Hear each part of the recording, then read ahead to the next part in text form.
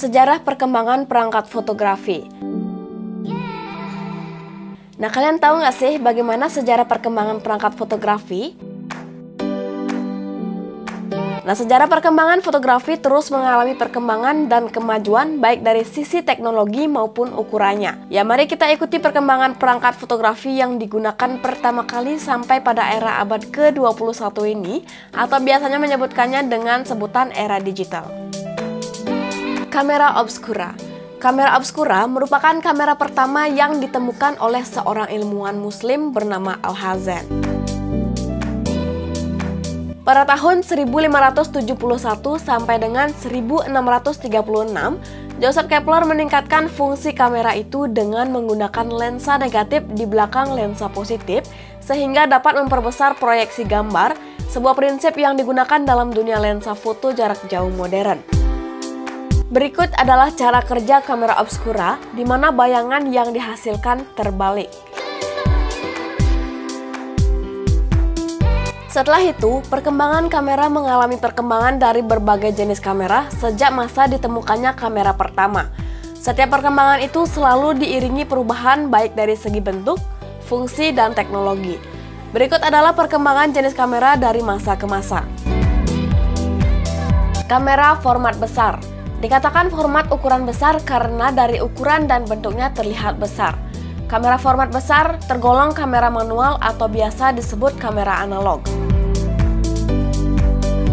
Kamera ini digunakan hanya untuk membidik objek yang tidak banyak bergerak. Nama lain dari kamera format besar adalah view kamera. Hasil foto dari kamera format besar sangat bagus dan tajam.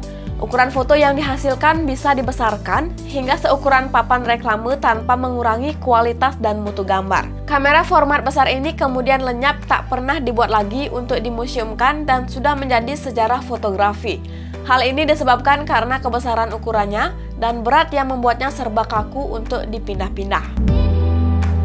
Kamera format sedang. Kamera jenis ini juga tergolong kamera analog dan merupakan perkembangan dari kamera format besar. Perubahan yang paling menonjol jika dibandingkan dengan kamera sebelumnya adalah pada bentuknya yang lebih kecil. Hal ini menyebabkan semakin mudahnya kamera dibawa ke mana-mana. Film yang digunakan juga berukuran lebih kecil. Selain itu, film juga tidak dalam bentuk lembaran lagi, namun sudah dalam bentuk roll atau gulungan. Kamera format kecil.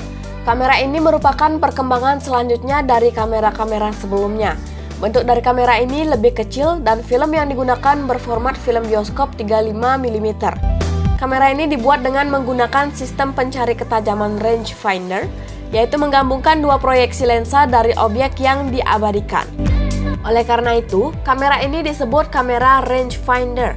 Untuk memudahkan mencari ketajaman, dibuat pentaprisma di bagian atas kamera. Pentaprisma sendiri adalah 5 cermin berbentuk prisma yang berfungsi merefleksikan kembali mirror ke kaca pembidik. Kamera SLR 35 mm adalah kamera yang banyak digunakan baik untuk pemotretan dalam maupun luar studio. Kamera manual atau biasa disebut kamera analog. Kamera format besar dan sedang semuanya tergolong kamera analog. Kamera ini disebut kamera manual karena kamera tidak memiliki fungsi digital.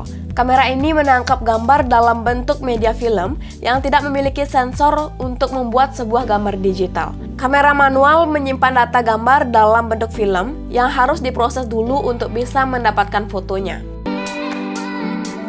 Kamera istimewa. Jenis kamera ini memang memiliki keistimewaan dari cara kerja yang berbeda dengan kamera lainnya. Kamera ini tidak menggunakan tombol kecepatan dan diafragma. Para fotografer tinggal mengklik tombol kamera dan foto akan langsung jadi.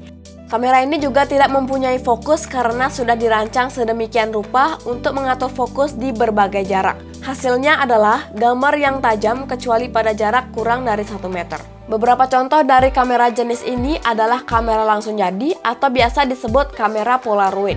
Kamera Polaroid adalah jenis kamera yang memakai lembaran Polaroid yang langsung memberikan gambar positif sehingga pemotret tidak perlu melakukan proses cuci cetak film. Kamera digital. Jenis perkembangan berikutnya adalah kamera digital.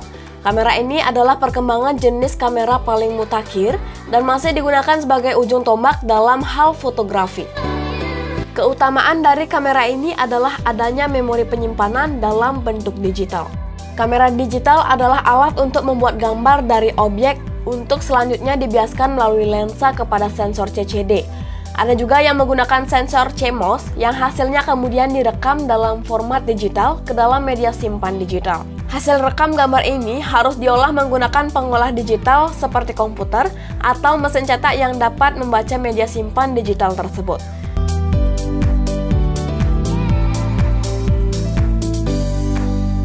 Jenis-jenis kamera digital dibagi menjadi 3. Yang pertama, kamera saku digital atau digital pocket camera.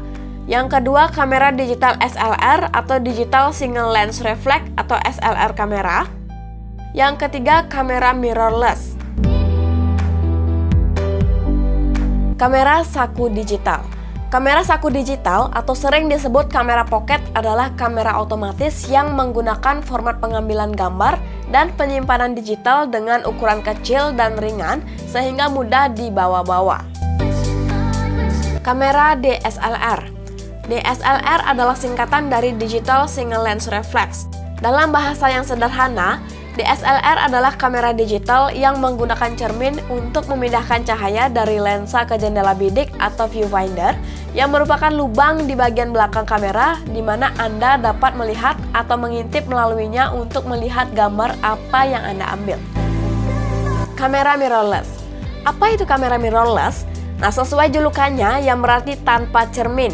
Mirrorless sejatinya adalah DSLR yang dihilangkan bagian pemantul cahayanya atau mirror box. Ukuran kamera mirrorless bisa dibuat jauh mencut dibandingkan DSLR, sambil tetap mempertahankan kualitas tangkapan gambar dan lensa yang bisa diganti-ganti.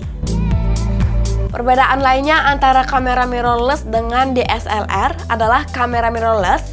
Pertama, mirrorless tidak memiliki jendela bidik optik.